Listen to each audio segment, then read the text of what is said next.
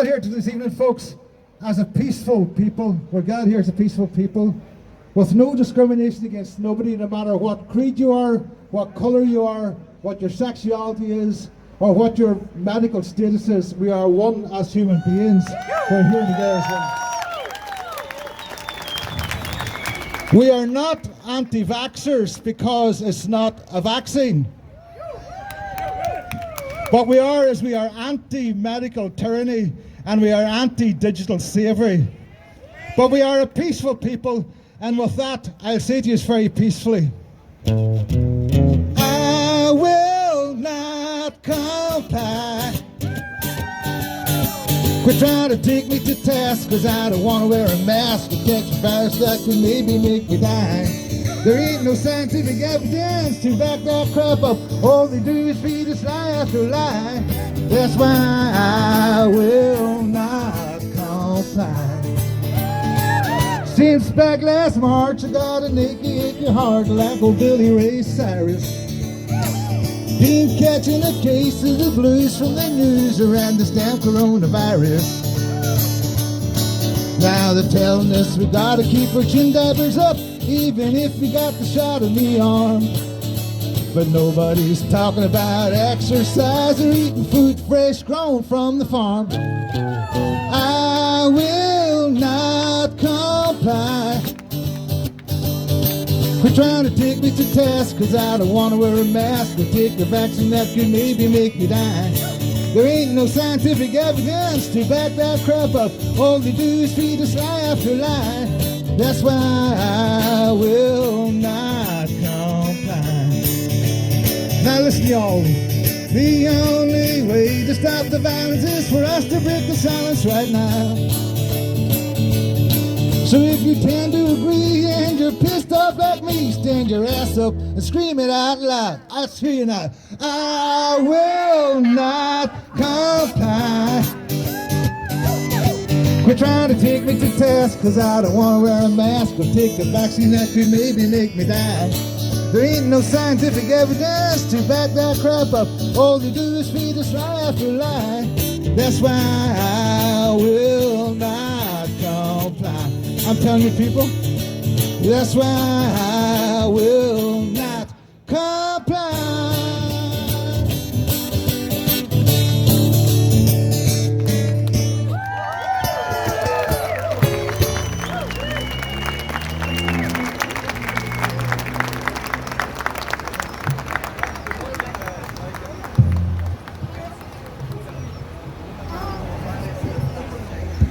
Okay, I'm supposed to warm you up, folks. It's cold enough. My hands are freezing. Can't play the guitar, it's so cold. This is an original song I've written myself. It's based on a Facebook post by Gregory Sharkey. If any of you know Gregory Sharkey. Do you know Gregory Sharkey? Anybody know Gregory Sharkey? God love you.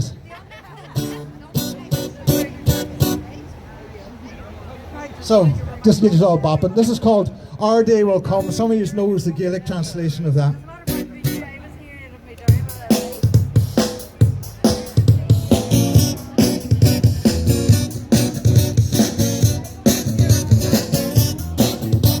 It's only a matter of time before the free spirit paradigm pulls back the curtains of fear and the criminals are made clear. There lies no rhyme or reason. The psychopaths of treason, the eugenics genocide. You'll have no place to hide. It'll change. Change is going to come out of this darkness, the rising of the sun. Change,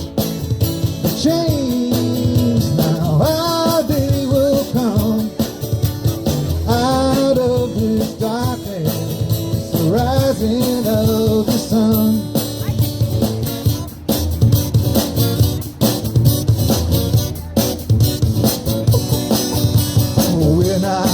For no accolades, peaceful warriors of the true crusade. We're gonna end this masquerade with the power of love, cause we're not afraid.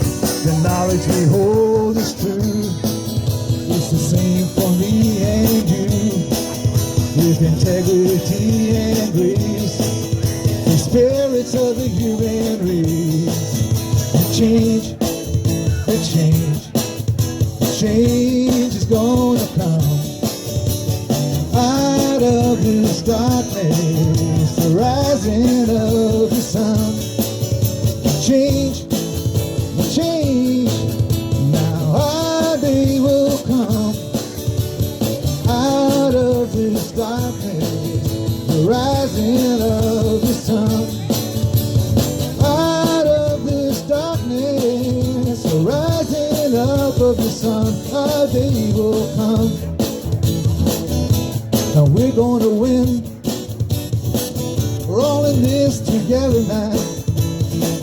Each and every one, our day will come.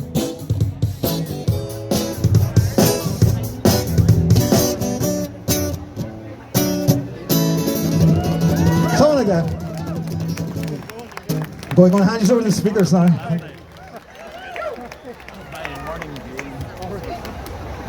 Hey, how you all doing? Glad to see so many of you here today. It's so wonderful to see so many beautiful human beings out celebrating humanity and our love for each other, and not in fear of the tyranny that we are facing. Yes, our day will come and a change is going to come. Trust me, and this is the year when we are going to see change, and it may take until the second half of the year, but we will see it. It will become a cascade, a flood, a tidal wave of discontent, and people getting switched on and finally realising this is the crock of shit that it is. Right, so I'm Greg, and I'm going to introduce our first speaker, who really doesn't need any introductions here in Derry. She's a tireless warrior, and sometimes you get an awful lot of flack in the early days for making revolution or taking revolutionary stances. And our first speaker here has certainly taken a revolutionary stance and has taken a lot of flack for doing so. So could I ask you for a very warm welcome for our first speaker, Dr. Anne McCluskey.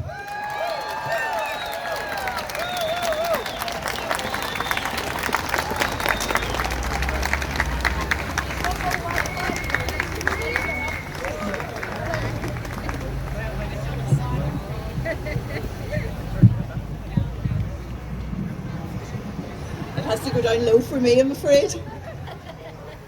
That should be grand, aye.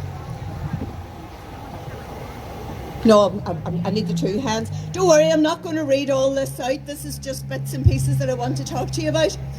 So it's lovely to see so many of you here in Derry, in the town I was born in and have lived in and worked in for all of my life. And it is a great pleasure to see. The last time I spoke over there, I think was in August 2020, and there was maybe 50 people. And as I say, I think people are beginning to realise that something is not quite right in the state of Derry, in the state of Ireland, and indeed across the world. So, as many of you will know, I've worked in this town. I qualified in medicine in 1981, which is 41 years ago actually now, so that's the end of lying about my age. And I worked in Chantallow Health Centre, that direction, and it was wonderful to work with and for the people of this town.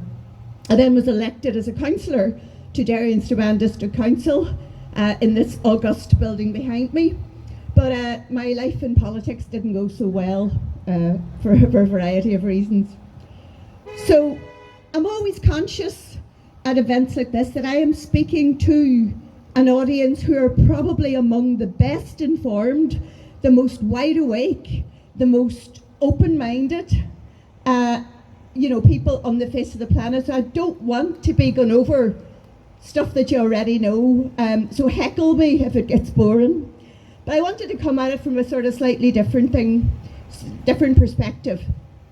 And that is that lockdowns do work. You see, it depends what you're trying to achieve.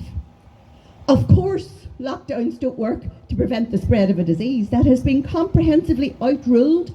Even the World Health Organization in their pandemic preparedness plan, which was revised in the autumn of 2019, ruled that out as a mechanism for preventing disease spread among healthy people.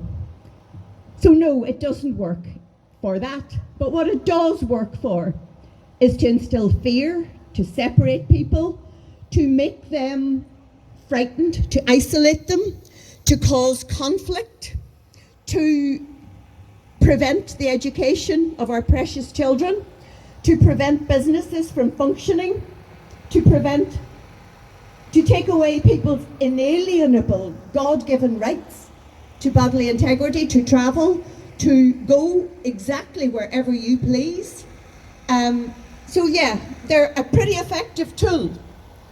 They work to cause breakdown. And we know that a lot of these things are planned and have been planned for decades by people skilled in behavioural manipulation, by psychological abuse, and that's been going on now for 2 years. And small businesses suffered. We know the numbers of businesses here in Derry who've closed their doors and will never open them again. But the big chains, the transnational corporatocracy, big tech, Amazon, Netflix, Facebook, Google, all of those saw their profits multiply.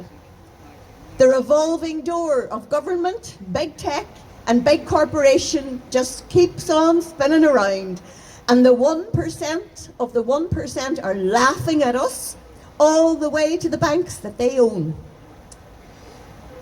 At the beginning of all of this, right at the beginning, I remember being at a council meeting in there and saying to the people in Derry and Strabane District Council, and that would have been a week before St. Patrick's Day, in the year 2020, saying to them that there was no need whatsoever to cancel a St. Patrick's Day parade, because even that early on we knew that this, from the information from the Diamond Princess cruise ship, from Wuhan and from Italy, that this was a disease which overwhelmingly affected only people who were very old, very frail, multiply comorbid, and that the case fatality rate was a fraction of 1%. And the governments knew that. The people who locked you in your houses knew that. They knew exactly what was going on. But it happened anyway. Lockdowns are brilliant weapons in the armoury of those who want to terrorise and control us. And social distancing works. Of course it doesn't work to stop the spread of disease. It never did among healthy people. But it made us afraid. It made us think that of one another as biohazards, as contagious, as a danger to the people we loved. And you could see the fear in people's eyes in those early months. And that was done on purpose. Of course, Visa, the no hugs, no handshakes, the plexiglass in shop, the idea that currency was dirty and could kill people, all of that insidious programming that made us afraid and separate. Visa, PayPal, online outlets, big tech, all of these things saw their profits soar. And as I say, the revolving door of corporate interest and government and that whole nest of corruption and the movement upwards of money and power from you people to those people just continue to pace. And masks work. Does anybody think a filthy piece of rag that they've had in their car now for 1.5 years is going to prevent the spread of disease? I've watched people blowing their nose in their mask and then putting it back on. So that's going to work, isn't it? No, masks don't work to spread disease. There are hundreds, the history of medicine and certainly recent research, there are published papers showing the World Health Organization, Fauci, CDC, all of them know that masks have no effect in a healthy population. But they do work because they cover our faces. They make us look alien. They frighten people. They stop us being able to communicate. And worst of all, they cause a thing called a respiratory acidosis. We're all breathing air at the moment, which is about 400 parts per million carbon dioxide. If you put a mask on, particularly if it's a good mask, that immediately goes up to over 1,000. It's, for our children in school are being asked to cover their faces and are asked to endure, to rebreathe levels of carbon dioxide, which would not be allowed in the workplace, would not be allowed in industry. And they're asked to do this for 6 or 8 hours a day. It is absolutely barbaric, and it needs to stop.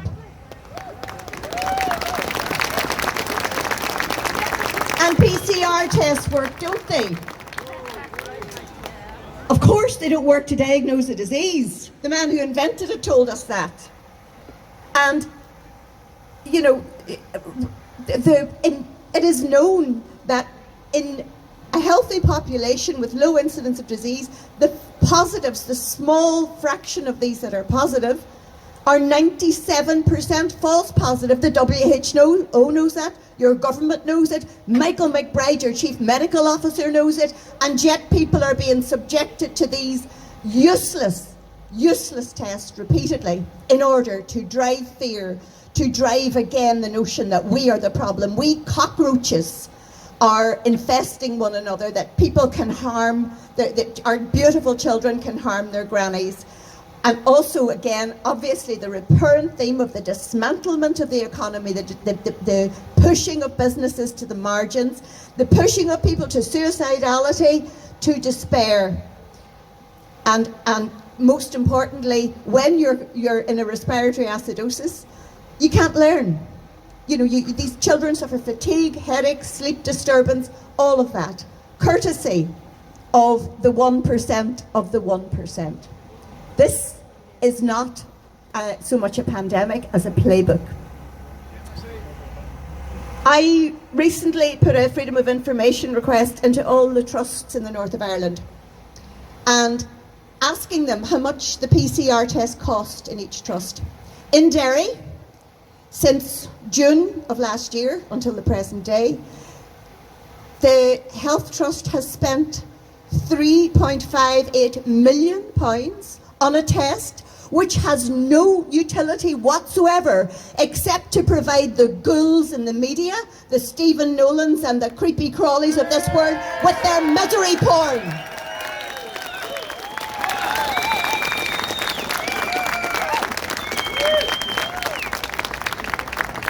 The only other people who've responded are the Southern Trust, and they spent £3.94 million. So, extrapolate that across the north, there's been 20 odd million quid. Wouldn't that have gone well to give our hard-working nurses a pay rise? Wouldn't it have worked to open a few beds? Wouldn't it have worked to put on a few extra outpatient clinics? I worked through the so-called pandemic. And I saw what happened. And that's why the establishment hate me so much. I did a shift in the GP out of hours centre. And there, in a 4-hour shift, about 15 staff, 3 doctors, 5 or 6 nurses, a pile of paramedics and ancillary staff. For 4 hours, we saw 3 patients. One of whom had bought a SATS monitor on the internet and didn't know how to put the batteries into it. And another man had heart failure and required admission, and someone else had worsening asthma in a 4-hour shift. The girls I was working with, the 2 other doctors, told me it's like that all the time. I stood in Western Urgent Care while our local rock docs were on the radio saying the place was like a war zone, and we could see the screen. We could see that there was no one there. And all of that happened in Altnagalvin Hospital main outpatients department, which should have a throughput of 300 patients per day. People getting their arthritis sorted out, getting their connective tissue diseases sorted out, getting their heart disease sorted out, getting their eyes and their ears and all of the things that go on to busy hospital outpatients, all shelved. And more horrific than that, I saw, going out on house calls, elderly people who were terrified. And the first thing they said was, "Doctor, do not put me into hospital. I do not want to die on my own." And I know there are nurses here today because you see, the people who make the rules don't have to enforce them. The ghouls in Stormont and these globalists make these, but it's human beings, it's nurses who have to break their ethical and professional codes in order to do the bidding of these monsters. And we talked about the NHS and clapping for the NHS and all of that, but I tell you who did need clap for. In every town and every community, daughters, sons, neighbours, family members locked themselves up with their vulnerable old people and looked after them day and night for months on end. And those are the heroes of the so-called pandemic. And they did it for nothing. All of this, of course, was a programme. We know that these behaviours... Elisa Keane there just recently gave me a paper. There's a behavioural insights team in the north too, run out of Coleraine University and out of Queen's University in Belfast. And they published a paper talking about how to persuade people to move with the herd and you know, just accept the removal of their freedoms as if that was normal. And yes, vaccines work. The police officer who rang me this morning to talk about what was happening here today said, "I hear it's a wee anti-vax protest." No, it's not. It's not. Now, I know there are people who are on our side of this argument who are against vaccines, and many of them with very good reason, but I'm not. I worked as a GP in mainstream medicine for 30 odd years, and I ran our child health clinic. I vaccinated literally thousands of children. I have worked in community child health. I went out into schools and helped with the vaccination programs there. I do believe that certainly the benefits, in retrospect looking back, the benefits are grossly overblown, and we've always known that the increase or the dramatic improvements of health were because of clean water, better nutrition, better housing, and all the rest of that. But I am not anti-vax, but I am anti this vax because it is not a vax.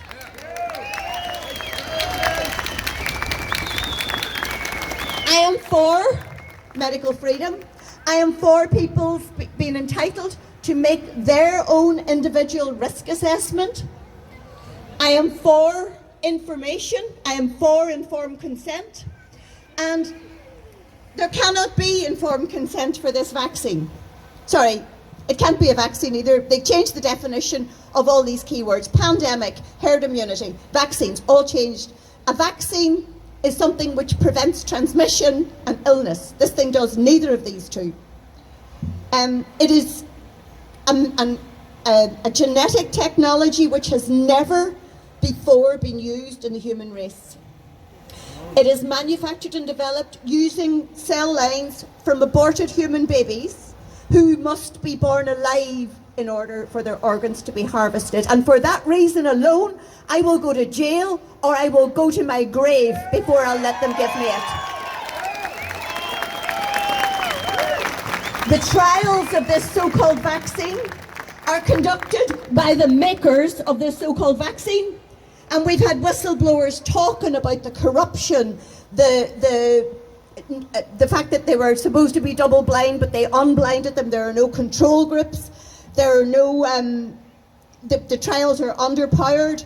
And they talked about relative risk reduction of 95%, which is a nonsense. This is a mathematical trick because relative risk reduction in something that is a vanishingly rare outcome is completely irrelevant. Absolute risk reduction is a fraction of 1% for all of the vaccines or all of the injections.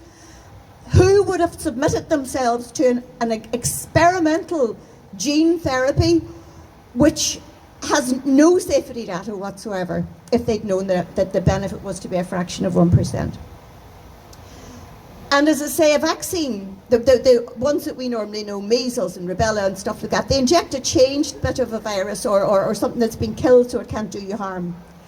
These things inject into your body a template, a pattern, a machine which makes your own body make the spike protein, which is the part of this so-called virus, which makes people ill.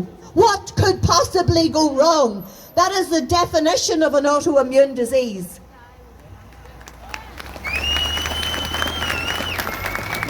And there is no safety data. There is no safety data. There's no proper safety data for their usage in children and in pregnancy. And yet, they have their eyes on our beautiful children. And unless we waken up pretty damn sharp, that's what's going to happen. And we, the adults, are the only people standing between them and unimaginable horror. We have been, as some of you will know, leafleting outside schools. And I just think each and every one of us needs to get involved. We need to reach out to people. To say, people here, children, please God, will be safe. But we really need to spread that. I wanted, yeah, we have it here. We don't know what's in these. Pfizer, in their arrogance, didn't want any data released for 75 years. That's a fairly robust strategy for covering up your mistakes. But a brave judge in America ordered them to publish some stuff. So this is their list of ingredients. This is the respect that Big Pharma has for you. It's completely redacted. I think the things that are visible are sodium chloride and monobasic potassium phosphate and water for injection. I wonder what's under that black stuff. And the other thing which is now coming to light is that these injections are not uniform in their composition, that a very small number of them are responsible for overwhelmingly for most of the harm. And I would love to know what Boris Johnson got in his arm. And I'd love to know what Matt Hancock got, because you can be damn sure it wasn't the same things as is causing myocarditis in young men and killing young athletes and causing clots and strokes and heart disease and the medium-term effects, the neurological damage. There's a lady I've been in contact with here who was jogging for an hour a day, and 2 days after her second injection, she started getting muscle twitching, and she's walking now with a walking aid. She can't get around her own house.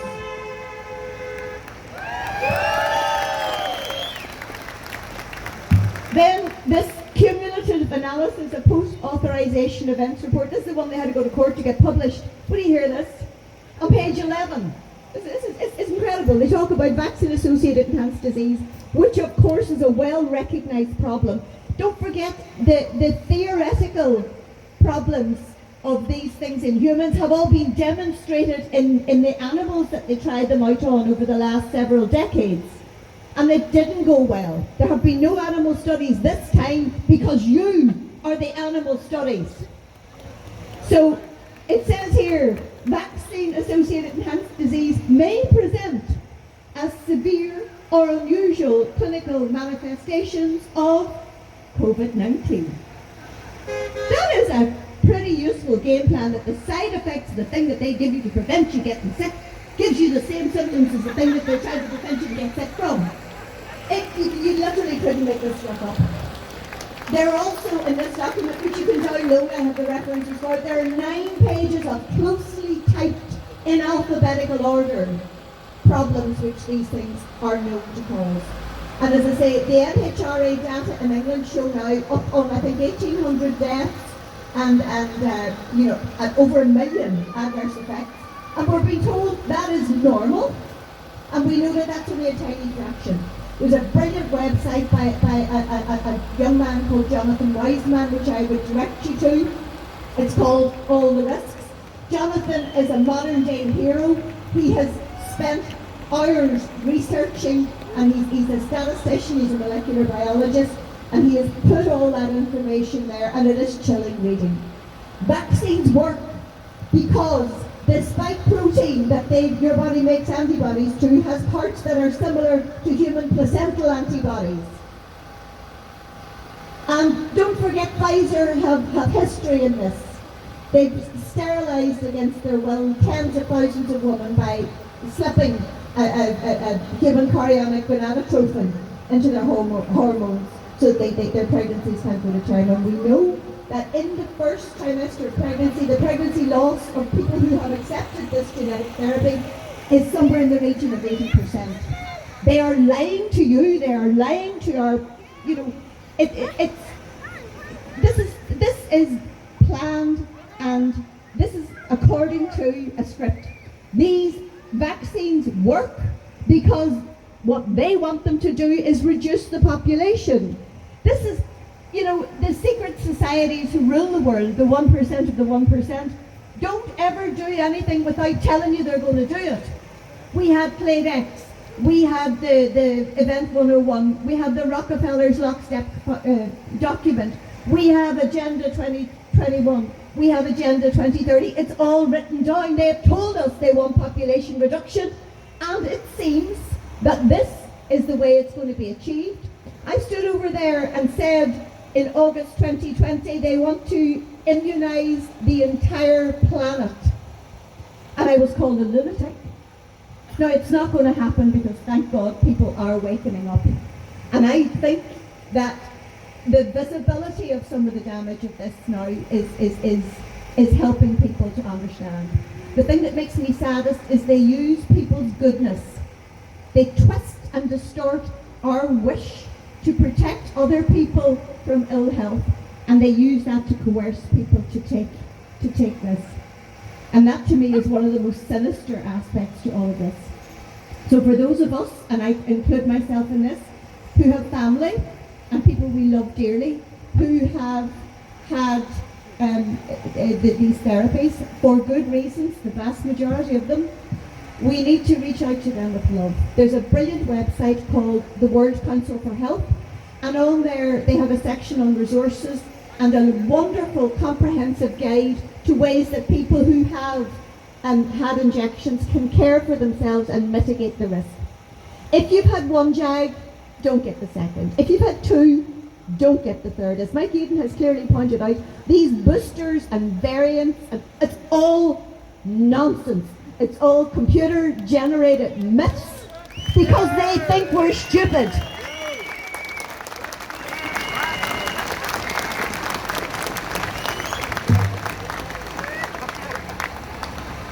I have to be nearly finished at this stage. I just wanted to talk briefly about the media. None of this would have been possible without a media which we know is owned, the whole global media is owned by a very small cabal of psychopaths. And we see it here. We local radio stations are awash with money. They're getting hundreds of thousands of pounds to peddle our media. And in a normal society where they were rolling out a campaign, any public health campaign, there would be open debate, there would be, people on television from both sides of the argument.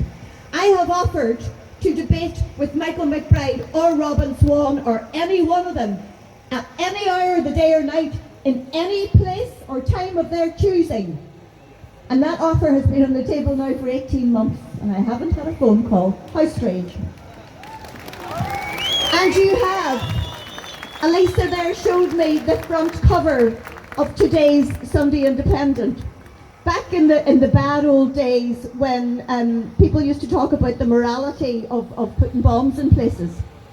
In our house, the Irish Independent was always going to be one of the places where if you only had one bomb, you might put it there.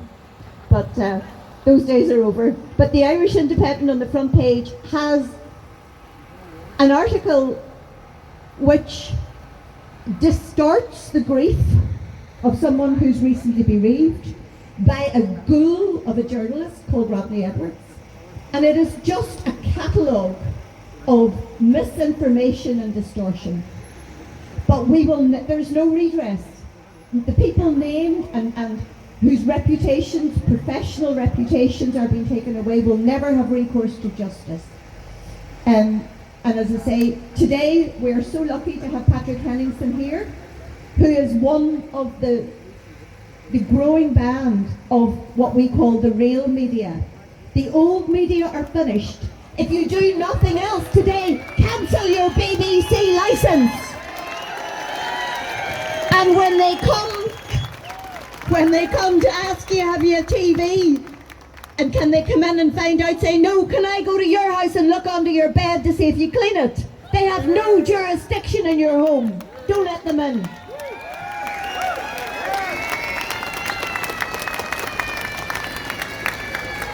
So, just before I go now, I want to talk about things that people might do. What we're doing today is important, that people stand in their power, support one another, make connections, talk to people.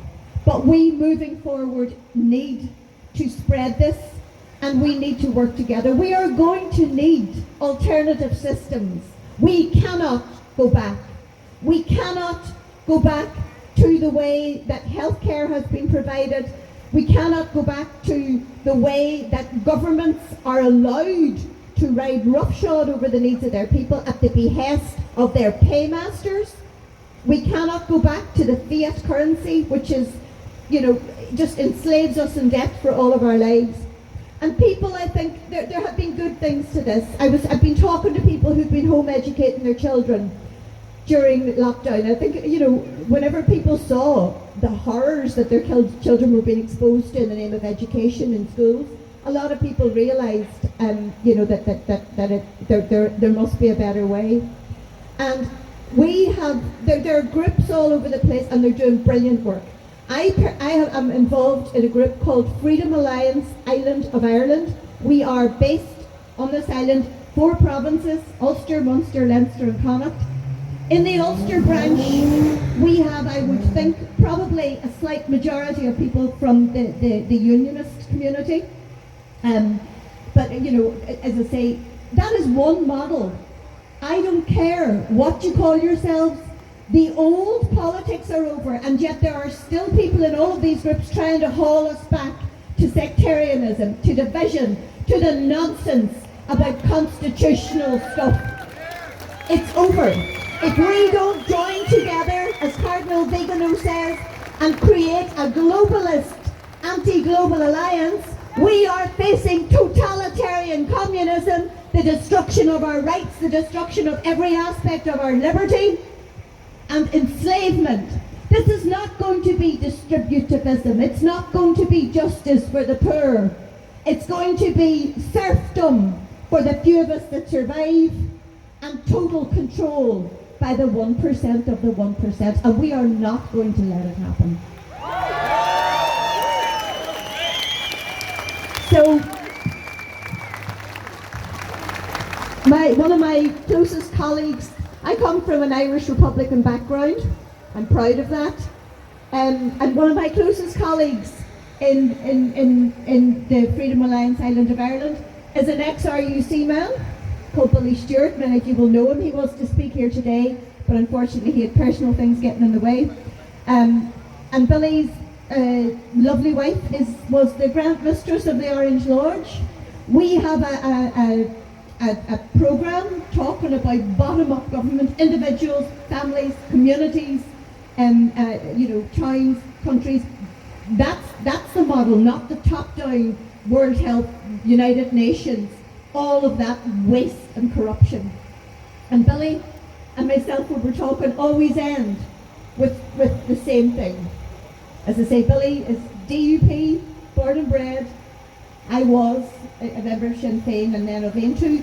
I will never be in a political party ever again because the party's over. When you have political parties, you have nepotism, you have corruption, and the party always becomes the important part. So the party is over. But Billy and I always end when we're talking with 2 phrases. No surrender. We will not surrender to tyranny. And Chucky Arla, our day will come.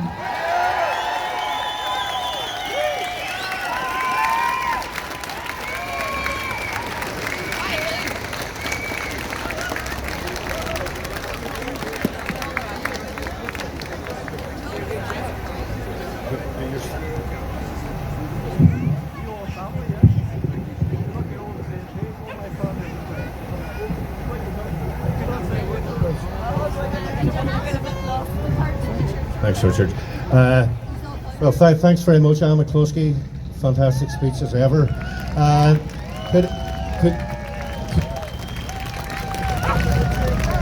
Could I ask that the two people, the two people here who got buckets, because what we're going to do is have a collection. Could the two people who got buckets out of the bar come up to the side, please? We're going to do a collection for expenses, mostly the expenses for Patrick Henningsen for coming here. Thanks very much.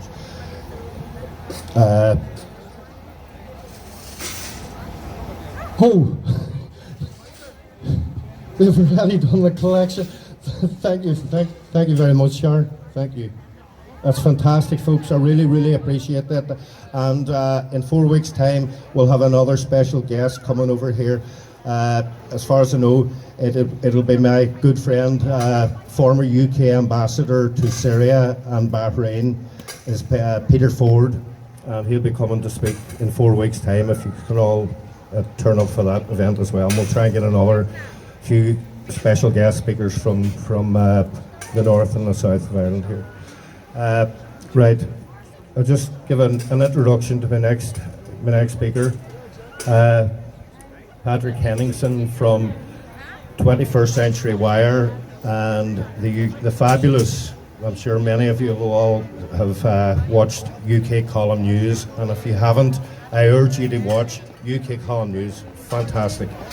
Well, Patrick and I first met 5 years ago at an event that he was speaking at in Somerset, and it was a very much anti-media, anti-imperialist sort of event, and been friends ever since. Patrick has spoken at about 5 of my Imperialism on Trial events, so I'll plug that if any of you want to watch any of my events that are live streamed by RT. They're called Imperialism on Trial. You'll find them on YouTube. Well, Patrick has spoken at about 5 of them, three in London, and 1 in Belfast and 1 in Derry. So we welcome back Patrick back to Derry. But go on, Patrick. But be careful, don't give him any lines, because sometimes he steals your lines, like Caroni and Billy Goats. And I'm sure you can all guess what scumbag we refer to when we're talking about Billy Goats and his ex-husband, Melinda. Patrick Henningsen, ladies and gentlemen, have a great round of applause for Patrick Henningsen. Greg's absolutely right. Greg invented the term coroning, and we borrowed it at the UK column, and it became confused coroning. Guess who stole it from us? Spitting Image. So that's all down to you, Greg. Thank you very much. So it's great to be here. Of course, I'm a journalist. I'm a global affairs analyst. I'm the founder of 21stcenturywire.com. I'm a radio host for the Sunday Wire, and I'm also co-anchor of a little news program you might have heard of called the UK Column.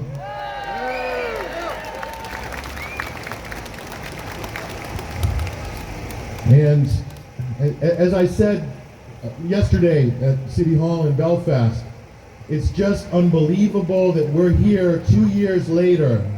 2 years later, who would have thought that we'd be out here 2 years later? I certainly didn't think we'd be out here. And a lot of people out here knew the game very early. I think a lot of you did. A lot of you saw this early on. And you probably thought to yourself, how long can this go on? How long is this going to go on? And here we are. And it didn't just go on, did it? It accelerated. So who would have thought that a policy of legalized medical discrimination, of segregation, would become official state policy, not just in this country, but in other countries, in Scotland, in Wales, although that's due to be supposedly lifted in a couple of weeks, all throughout Europe, and who knows in England, who knows? Vaccine passports. We were derided as conspiracy theorists for bringing this up in 2020 as a distinct possibility of the road that we were going down. And we were derided, smeared, laughed at, dismissed out of hand. And now look, And now look. And you can't go into a bar or a hamburger restaurant that serves alcohol without showing your certifications for your COVID vaccines. I ran into this problem just the other night in Belfast. But right next door is a cafe that's open at the same time with the same amount of people, but there's no COVID vaccine passport requirements, and that's a little bit confusing, and it makes one wonder whether Corona has a little bit of a problem. That's what I was just putting two and two together. So think about what we've seen over the last 2 years. Think about it. We have seen government come in and shut down businesses, crush whole sections of the economy, destroy a good section of the hospitality industry, and by the way, they're not done yet. They're still going for what's left. Shut down schools, put kids at home. Mothers who would normally be able to work during the week, all of a sudden they've got an issue. They can't go to work because they need to be home to look after their kid who's supposed to be learning about their reading, writing, and arithmetic over Zoom. Shutting down churches, places of worship, requiring that children wear masks to school, even though they're at no risk of ever getting sick from the dreaded COVID-19. Mandatory vaccinations. The suicide epidemic, the mental health epidemic, the PTSD that's happening en masse as a result of making the population wear muzzles. Okay? And we are told, we've been gaslit by the media, we've been gaslit by government to say, oh, that's a virus that did that. Oh, it's a shame about this pandemic. And our coronavirus came, and look what it did. It forced us to destroy our economy, to ruin societies, to divide society. It's just so sad because of the pandemic. That is absolute gaslighting and propaganda on a level that we have never seen before, not just here, but globally. Because listen, a virus didn't do that. A virus didn't do any of that. Every single last thing I just said was done by government policy. That is beyond debate. And I have proof, and by the way, here's a little tool for debate when you're having this discussion with people. You have proof. A massive experiment was done with 10.5 million people. It was called Sweden. Sweden didn't do lockdown. They didn't do hysterical masking policies. They didn't do hysterical testing. And they didn't have the Armageddon of COVID deaths that was predicted by the geniuses at Imperial College like Neil Ferguson. It didn't happen. So that should be proof positive that the narrative was completely contrived. Okay? This was a pseudo-pandemic, a fake pandemic. Okay? You can argue about what is the virus, what is not the virus. But the fact of the matter is this. The majority of COVID deaths from day one, if you believe the official statistics, were all concentrated on one specific narrow demographic, and that is people 75 years and older. The mass majority of all of those statistics attributed to COVID were in that category. So by that, it was never, ever a threat to the general public. There was no pandemic in the general public. And if you overlay what I just told you, that graph of, quote, COVID deaths, if you overlay that with any other year of general mortality, it will be identical. That should tell you that if no pandemic was declared, no one would have hardly noticed. More excess deaths were caused by policy shoving people on ventilators, isolating elderly people from their family in their last years of life, and who knows, injected with what? So that is responsible for the majority of excess deaths, okay? Policies, malpractice. Malpractice and medical misdiagnosis is already one of the largest contributors to deaths per year in many Western countries. And I think that accelerated to another level in the last 2 years. So it wasn't. It was government. It always was, and it will continue to be so. So what have they got left? The science is absolutely coming apart at the seams. Now they're backpedaling, if you noticed, backpedaling on the COVID death numbers. Now the sacred death count is going to get shaved in half. We said this a year and a half ago. No one listened. Now the media is like scratching their heads. Actually, there might the comorbidities, they might not actually have died from COVID. What a fantastic light bulb that's gone off in the mainstream media's head.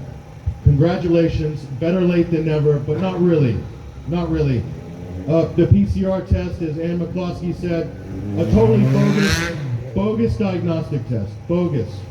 So that's the foundation of the whole pandemic, mass testing with a bogus diagnostic test, a totally ramped up death figure that they keep the taxi meter running year on year out. Instead of capping it off every season, they give you a total number. They'll be keeping that thing running for maybe 5 years and having memorials when they finally hit the 1 million mark, okay? Ridiculous. So they changed the rules on all of these things, especially for COVID. That should tell you all you need to know about what you're looking at, which is a mirage. It's a total mirage. Now, what's left? The vaccines.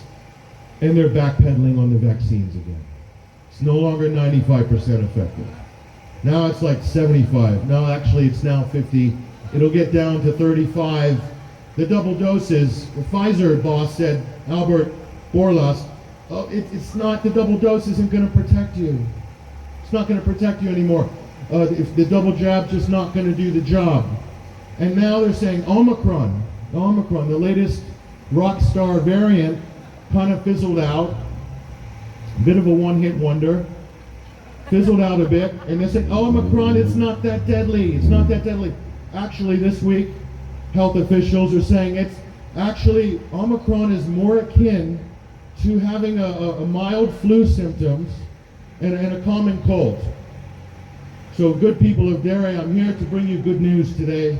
We have a cure for the Omicron, mild symptoms, and mild flu.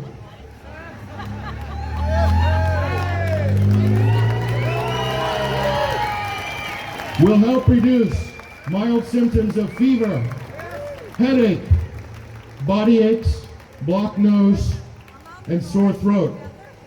We have a cure. It's called Lemsip.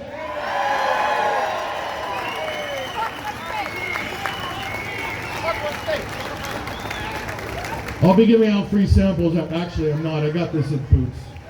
Everyone can get it now. You don't have to queue up or order or book online. You just walk into the chemist.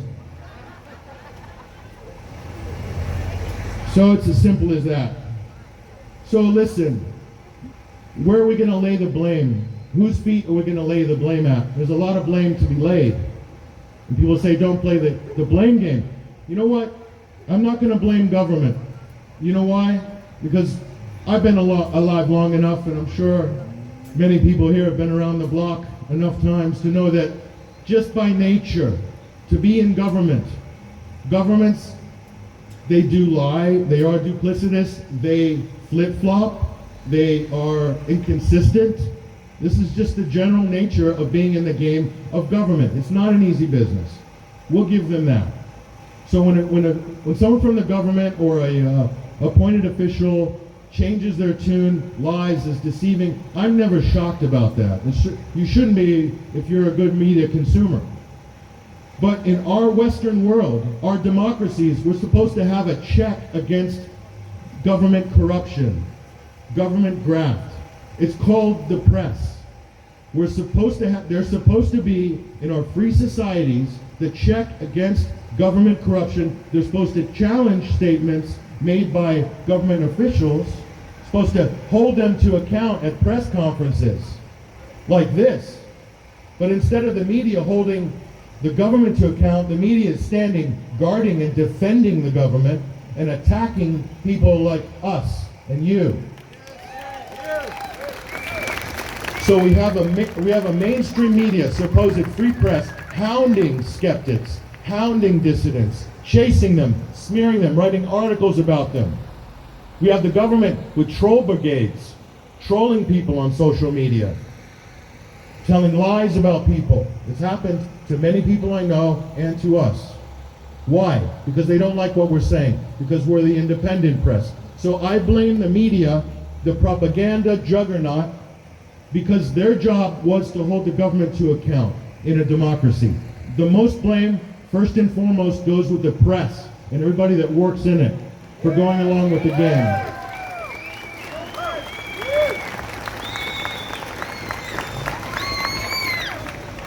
And they're taking an incredible, obscene amount of money from the government to run COVID advertising and fear-mongering campaigns and booster campaigns. Hundreds of millions of pounds.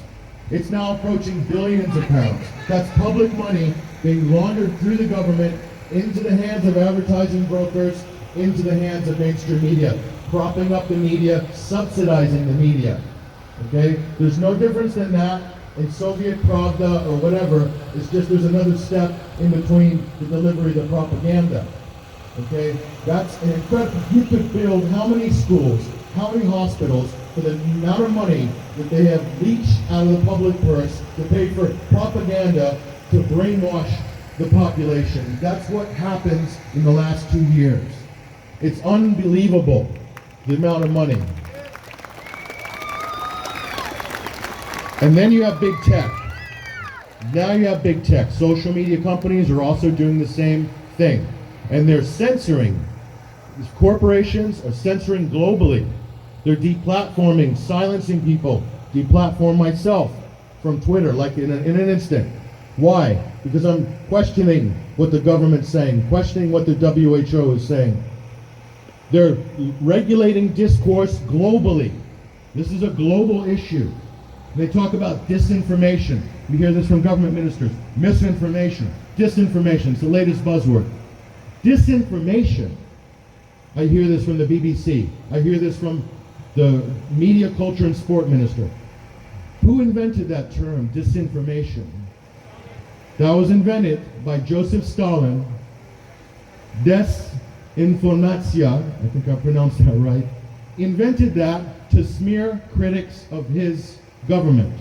And now we have our democratic leaders borrowing a term from Joe Stalin and throwing it back at us. It is just unbelievable. And when you pull them up on this, they will block you on Twitter or whatever. They don't want to hear it.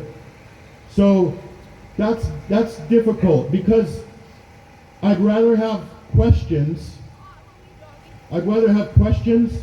that can't be answered than answers that can't be questioned.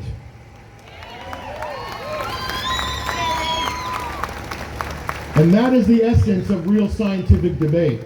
What they're trying to regulate here is not science. They're talking about we're being guided by the science, like it's some sort of holy tabernacle of knowledge. It's not.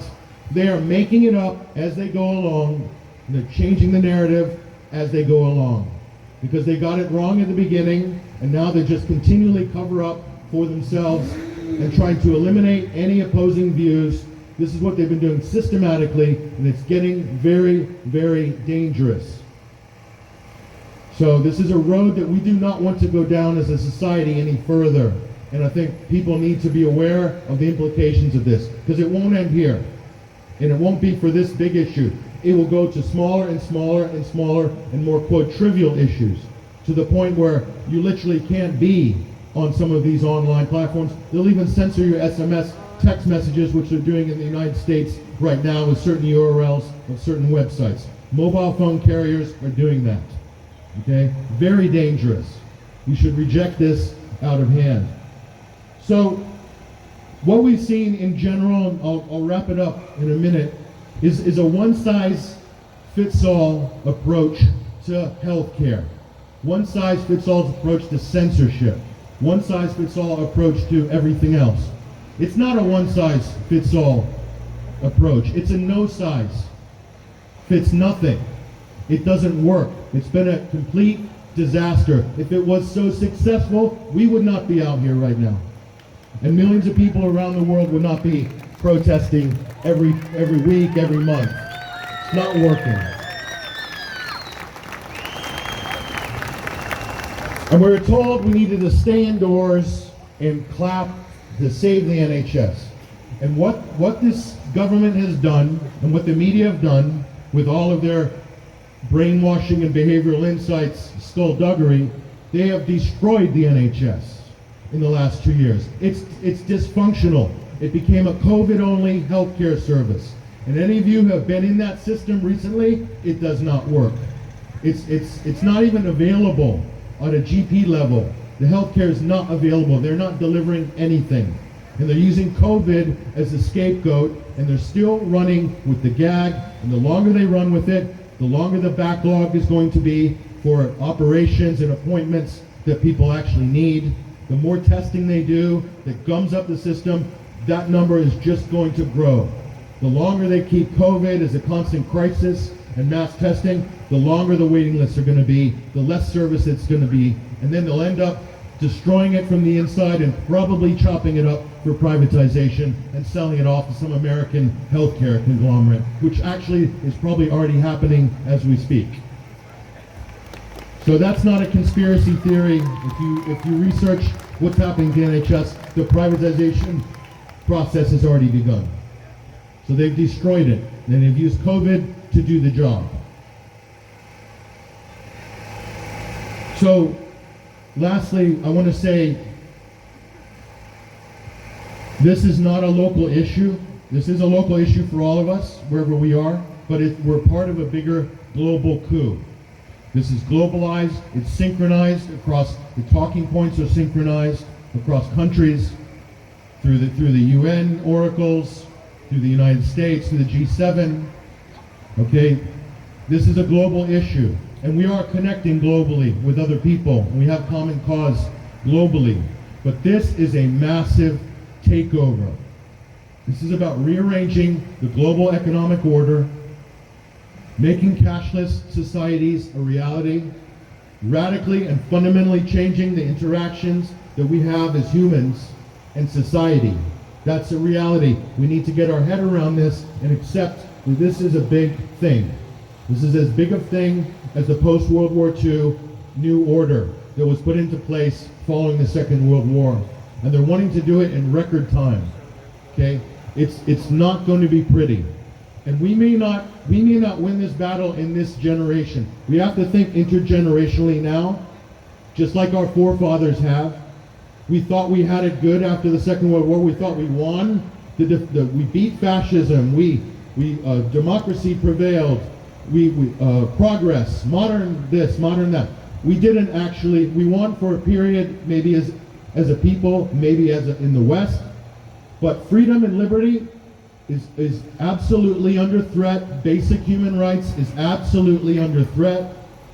And even if we don't win every single skirmish and battle, not even in this lifetime, we got to be ready to hand that baton to our children, to our grandchildren, and carry that on. And to be able to show them that those are the fundamental values: freedom, liberty, your freedom, your bodily sovereignty. That's what's really important. All of the politics and all of the partisan arguments fall to the wayside when you get down to basic human and individual rights and personal sovereignty, right to worship. These are basics. And the government has come in with a global mandate to intervene and to break us up. And now they've thrown a perspex curtain down between society to divide us with this vaccine issue. The vaccines don't provide any immunity. So by definition, they're not vaccines. So they redefined vaccines like Orwell's Ministry of Truth in the last 2 months. Okay? They don't immunize you. So they're not really vaccines. They're therapeutics. They reduce symptoms supposedly. So that doesn't make them any different than a pill. And they don't have a 95% efficacy rate. That's a lie.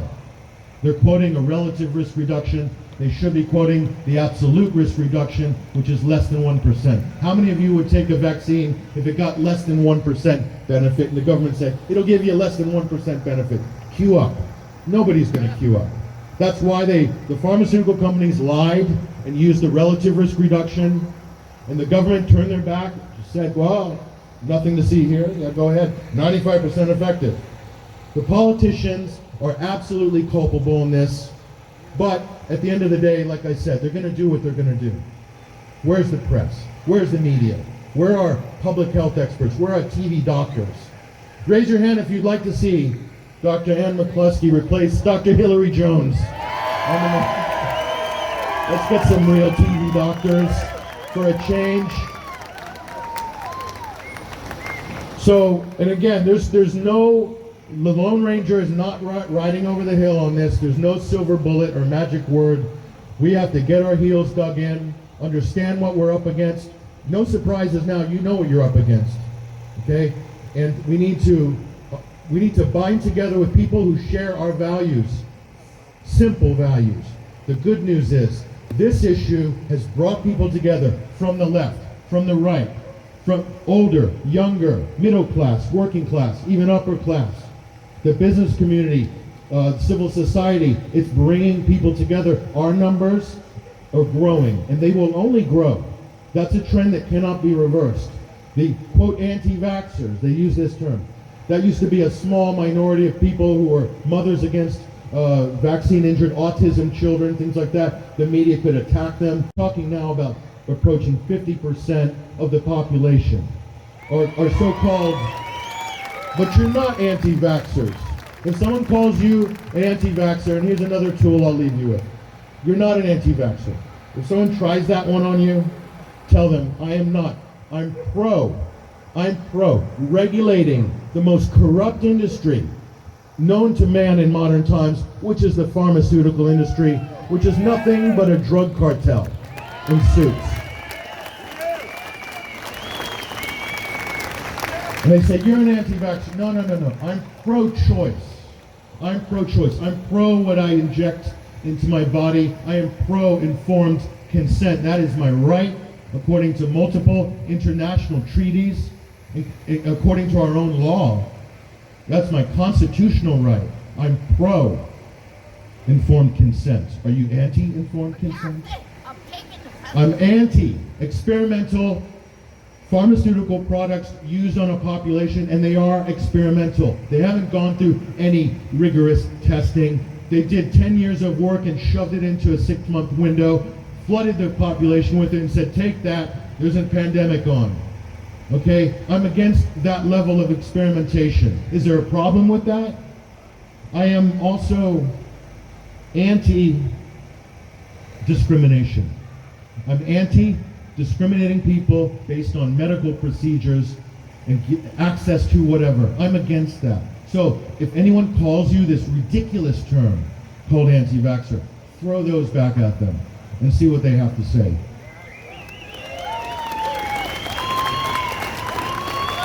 So, in closing, I just want to say it's great to see everybody out here.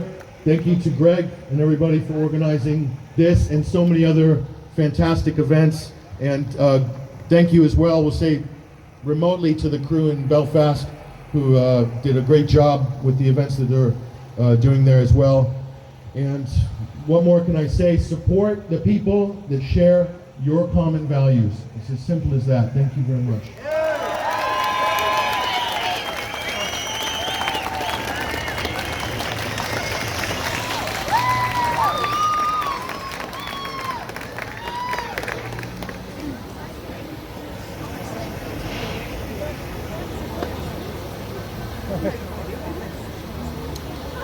All right, I would just like to pick up on a theme that Patrick spoke about there, and Dr. Ann McCluskey, about unity and uniting both sides of our divided community.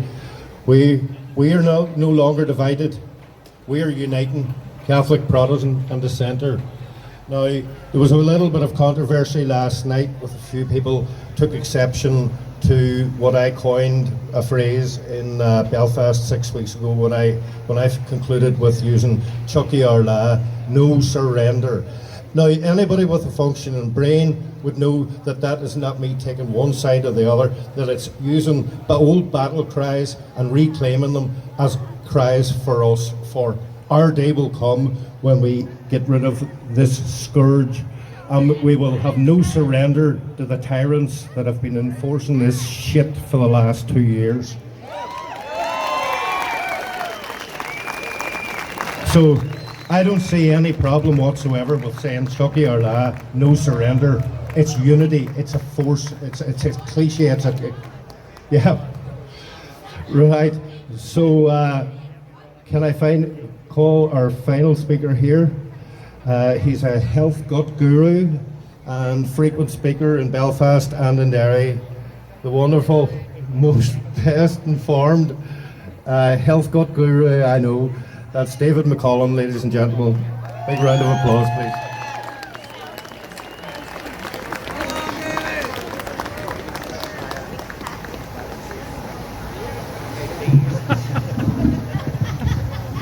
Give me a box. I'll do lovely. Perfect, yep. Hi everyone, it's wonderful to be back in Stroke City, Derry, Londonderry, whatever the hell you want to call it. Thank you for turning up in your great numbers today. So, there's two things I want to talk to you about today. When this whole thing started last year, I, like most people, was quite concerned about what was going on. 3 to 4 weeks into the whole lockdown, I started to have my doubts about the truth of what was going on. First of all, I have never denied that there is a viral issue going around at the moment. However,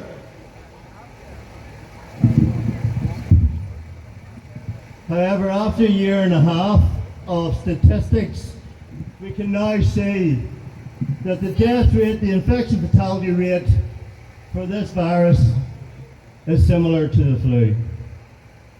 Never in the history of man did we ever lock up healthy people to stop them getting the flu. Never did we shut businesses down for months and months. But my background, this is my 34th year working in the health field. It's my 22nd year working as a naturopath. You see, immunity does not come in a syringe. God gave you your own God-given immune system. And if you look after that properly, for most people, that will keep you really healthy and well. 70% of your immune system resides in your gut. The old saying, you are what you eat, and don't think of anything filthy. The old saying, you are what you eat, is very true. So if you eat a diet that's rich in processed foods, a diet that's rich in sugar, it's very detrimental to your immune system. If you feed on a diet of mainstream media and fear, it's exceptionally detrimental to your immune system. But here's what we do know. Here's some of the nutrients that you need to get if you want to ensure that your immune system stays strong and healthy. High dose vitamin D. The government RDA for vitamin D is 400 IUs. You need minimum 5 to 10,000 IUs of vitamin D a day. The research shows the majority of people who ended up sick with COVID in hospital and intensive care had subliminal or normal levels of vitamin D. So first thing, go out and buy your vitamin D supplements. Second thing, zinc. Zinc blocks coronavirus spike proteins. Quercetin transports zinc into the cells to work effectively. Melatonin, which is your sleep antioxidant, protects the energy factories in your cells from getting damaged from the virus.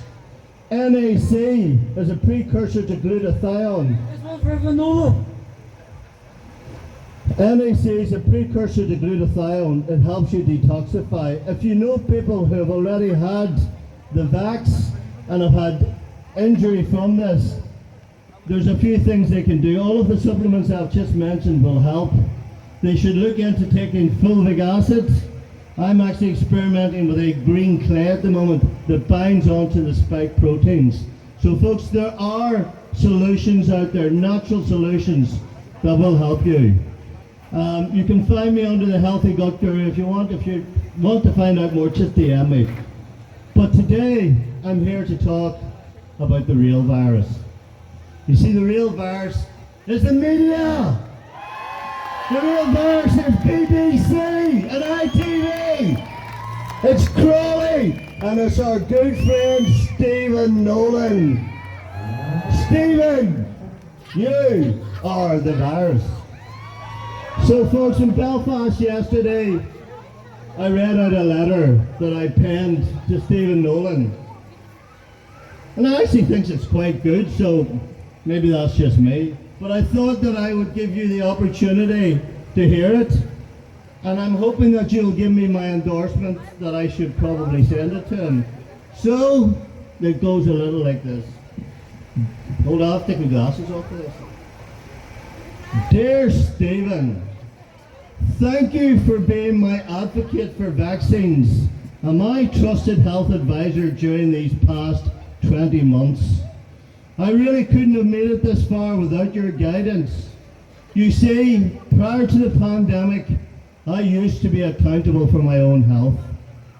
How stupid I feel now for reading nutrition books, peer-reviewed journals, and watching anti-COVID vax doctor symposiums from across the world. Prior to the scamdemic, I would eat healthily, I would exercise, take heaps of supplements, get fresh air, laugh daily and hug frequently. But you, Stephen, told me I was more or less wasting my time. You see, when I listen to your sweet voice and look at your amazing physique, I knew you are the man to trust. Along with your trusted advisors, Swan, McBride, Young and Black, the four musketeers of doom. I now realise I was doing it all wrong.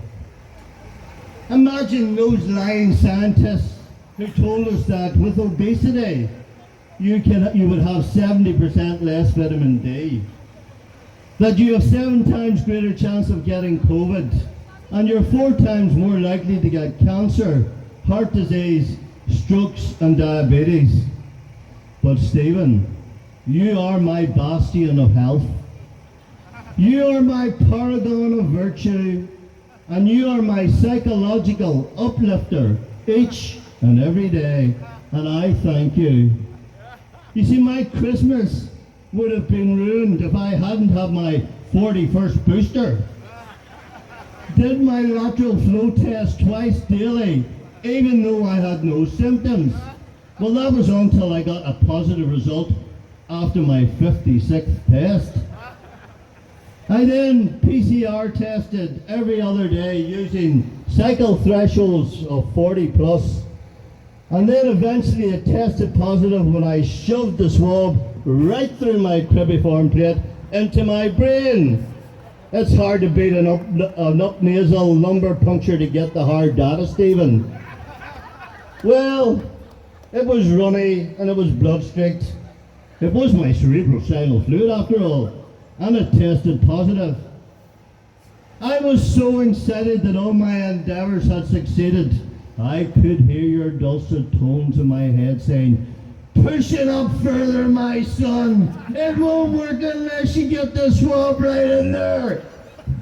So on your advice, Stephen, at Christmas, I avoided my unvaccinated family. Yes, I say unvaccinated. You see, they stopped taking the experimental V after their 40th booster, whereas I had my 41st. I look forward to the new year with such optimism because we can now lock down all those contagious, bell-ringing anti-vaxxers. We can stop them living their lives free and unencumbered from masks, jabs and the BBC. However, I suddenly had an epiphany. If the vaccines are working so well, Why are so many people getting sick from them?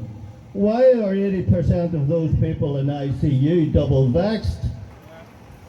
Oh no, I suddenly realised the V's don't work, and I have had to revert to plan A. So I'm back eating healthily, exercising, meditating, taking loads of supplements, getting fresh air, laughing daily, hugging frequently, and kissing passionately. So, Stephen, Happy New Year, you big lump. Keep your soul-sapping, science-free diatribe and health advice to yourself. And you know what? You can stick your bloody vaccine up your arse. You can stick your bloody vaccine up your arse. You can stick your bloody vaccine. Stick your bloody vaccine. Stick your bloody vaccine up your arse. Because we are the 99%. Singing we are. Singing we are the 90. We are the 90.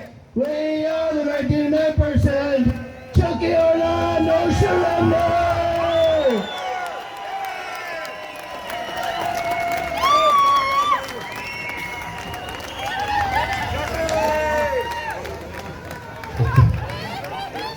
Insightful and hilarious as ever. Thank you very much, Stephen McCollum. And now, just to close, I'm going to call up the one and only Derry's only Joanna Fagan to play a song. And this is another day that we can celebrate that it has been dry and not windy. I was just going to say that how blessed we all are that every time that I've gone to a protest, the weather has held up. We haven't been saturated with rain or blown apart by wind. So maybe there is something up there that's guiding for us. Take it away, Joanne. Hello everybody, how are you all doing? I'm going to actually do it from this distance here, so I'm going to do a wee bit of Bob Marley for you to raise the vibration, to get you all skipping away, you know. So I'm not plugged in here, but I'm loud enough so you'll be able to hear me. So here we go. So if you know it, sing along.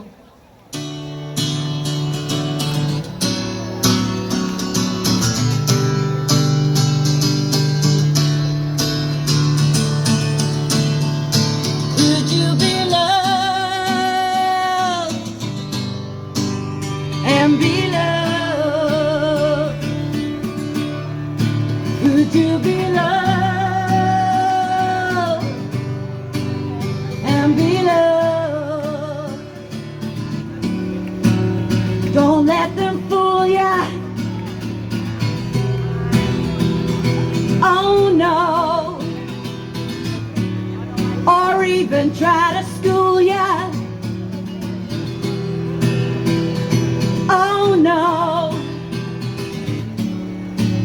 we've got a mind of our own, so go to hell if what you're thinking is not right. Love could never leave us alone. Out in the darkness, you must turn out the lights. Stay alive, everybody. Could you be loved? And be loved. Could you be loved and be loved? The road of life is rocky, you might stumble too. So while you point your fingers, someone else is judging you. Could you be loved? Could you be loved? Could you be loved? Could you be loved? Don't let them change ya. Oh no. Or even rearrange ya. Oh no.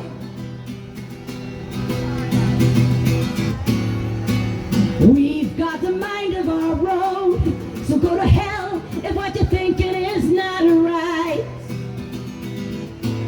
Love can In the darkness, you might turn out the light. Stay alive. Could you be loved and be loved? Could you be loved and be loved? One more time.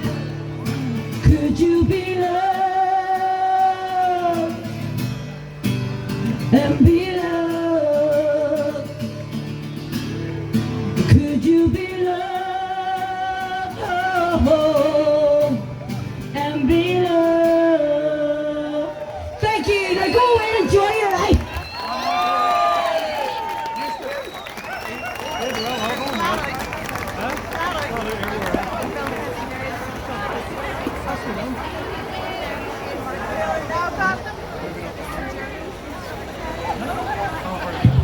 Right, just like to thank you all for coming here today, and thank you very much for your generous contributions.